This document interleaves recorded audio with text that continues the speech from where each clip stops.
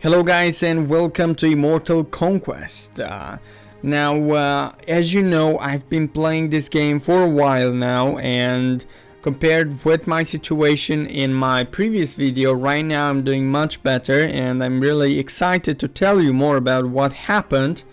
Anyway, don't forget that right now there's a massive war between two factions, two alliances, the veterans and the nerds. The main objective of each faction is to capture the capital of the world, which is Delhi. Each alliance has time by December, 8 December, guys, and the winner gets to choose to which charity foundation the developers will send a few thousand bucks. Now, aside from the prize, which is basically a charity prize, there is also a lot of determination to be the best. Right now I am on the side of the veterans alliances. Okay, as you can see, with the wild cats, they don't have a V in front of their name, but they do have the V spirit, basically the veterans spirit. This is not about killing each other, guys. It's about something bigger and meaningful. In the past, guys, during the last few weeks, I did manage to expand a little. I fought against other players. I've been threatened. I almost started another war with another faction. As you know, I've been under the command of this player, Gairo, from the nerds. So I didn't do too well back then. But now, bro, now I built forts, I built sub-cities, I built an empire, and I joined a powerful alliance. So, to begin with, guys, this is my main city. I managed to do some upgrades to it. I almost finished building everything. As you can see, my army limit increased. I have 5 armies, and each army has over 14,000 troops, 15,000, and war has never been easier. So I built 2 sub-cities. One here dedicated to the Atomic Temple, basically to Atomic, a player from my alliance which threatened me in the past, but now we are allies. We are part of the same alliance because we have the veteran spirit. And I have another city over here. There you go. This one is dedicated to my #1 enemy and my first conqueror, Gairo. At some point in the future, guys, Gairo will fall under my sword. But until then, I gotta build, I gotta expand. To expand, guys, is not as simple. For example, if I want to attack Sir Peanut, which once was under my command, under my conquest, I need to conquer tiles close to his city. And we have a good example over here. We have Andrew here. My alliance has a tile right next to his walls. Therefore, I can attack him.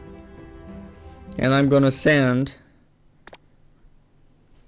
some attacks. Everything I've got in order to conquest him. Now, let me show you.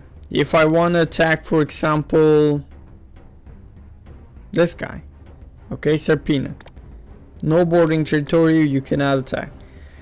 It's that simple. And guys, another thing, if I want to attack, let's say, this tile, okay, and I send my army from my main city, the enemies will be more powerful. Oh, sorry. The enemy will be more powerful. As you can see, enemy soldiers plus 70%. Just because I come from a longer distance. I come from very far away. My army is going to be tired and everything. So that's why it's good to build a fort Okay. It's good to build a fort, and to build a fort you need a tile. Do I have a tile around here? Here, for example. Okay. If I attack this land, 79%. Okay. But I'm gonna build a fort over here. And I'm gonna make things easier. Bam. Fort, Sergio. Immortal. The name cannot be too long. And the fort is gonna build in 4 hours and 30 minutes, guys. As for my sub-cities, as you can see, I've been trying to focus on the production of resources first. And in this one, right now I have all 4 types of resource production maximized. Therefore, I get 39,000 food, 34,000 stone, 38,000 iron, and 34,000 wood, guys. It has never been better. And I'm gonna do the same with this sub-city as well. There's also a fort over here which I used in the past in order to conquer lands in this area. As you can see, I'm a conqueror. I have lands in this part of the world, and I used this fort. I conquered it. I put my troops in here, and then I attacked the other territories bordering me. In this game, guys, I don't have to fight everyone. I mean, being him a friend or an enemy, as long as he doesn't stand in my way to conquer Delhi or help my alliance get there, then I don't have to conquer him, you know. I don't have to conquer every enemy and then in the end simply march into Delhi. No, I can ignore the ones that don't stand in my way to the throne or my alliance, because this is about playing as a team, not as a individual. And for example, my alliance could simply capture the chief of the nerds, as you know, the main alliance of the veterans first dev could do with nerdcore, and capture the chief, and simply you basically conquer the whole alliance. The whole alliance will be in danger. So cut the head of the snake instead of, you know, cutting his tail. The world progress is defined by us, guys. I mean, what we do, our actions, our diplomacy abilities, everything will shape the world that surrounds us as players. For example, I have very good diplomacy skills because I managed to get out of a very tight situation. For example, I began my expansion 1 or 2 weeks ago. I began my expansion, and basically Andrew was under my command, Damarod was under my command, and there were a few others, Korriban and Amura, let's see, Serpenut, and this guy over here, which has a Russian name. So yeah, they were all under my command. As you can see, I have territories around them just because I was able to capture them and then expand and conquer the territories which provide more resources. And this pretty much made someone upset. And guess who? Let me show you. This guy, Atomic Cat. Basically, he's from Wildcats. They threatened to destroy me. Let me see if I have the males. They threatened to destroy me, as you can see. Okay, why reenacting? What do you mean? I mean, why are you attacking someone that is occupied by one of my members? You see, and I pretty much started a war. He said, I'll destroy you. He said I should join a real alliance. What player are you talking about? I mean, why are you attacking? Okay, let's see.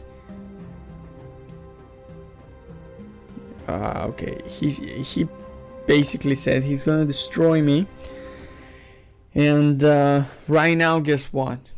He didn't destroy me, and we are allies. Exactly. You see this yellow land? Basically, this is occupied by my allies.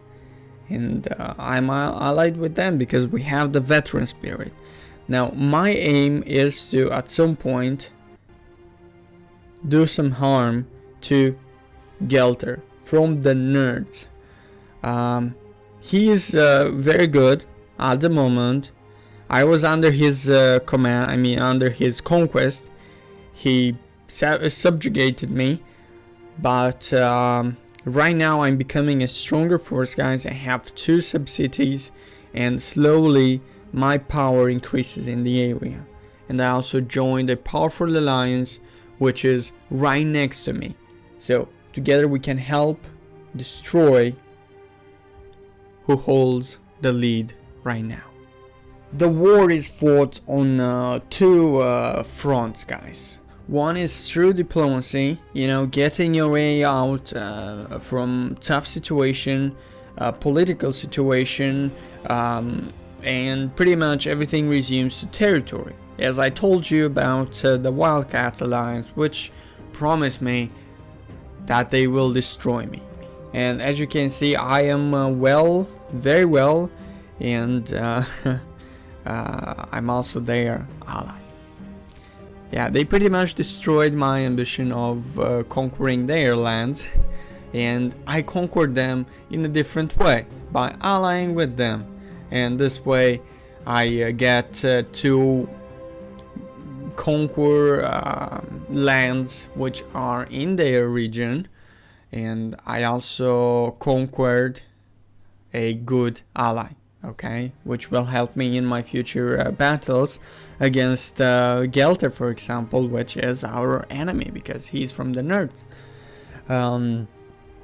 Yeah, so the first war is fought through diplomacy and politics, and on the second front we fight here for resources, guys, and each territory gives a different amount of resources. Gelter, for example, why do I hate Gelter so much is because he surrounded me, I mean he conquered me, and to rebel I had to pay around 1 million resources, and he conquered all the lands that were level 5 around me, and I couldn't get more resources, so I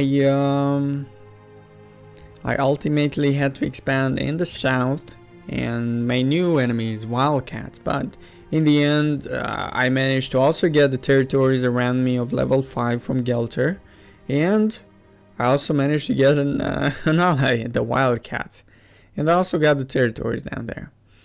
So I couldn't complain. I couldn't. The war is going well for me right now.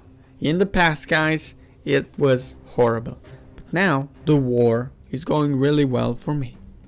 Immortal Conquest is a game with a high learning curve, guys. It's a game designed for highly intelligent people with a strategic mind and a political interest, to say so.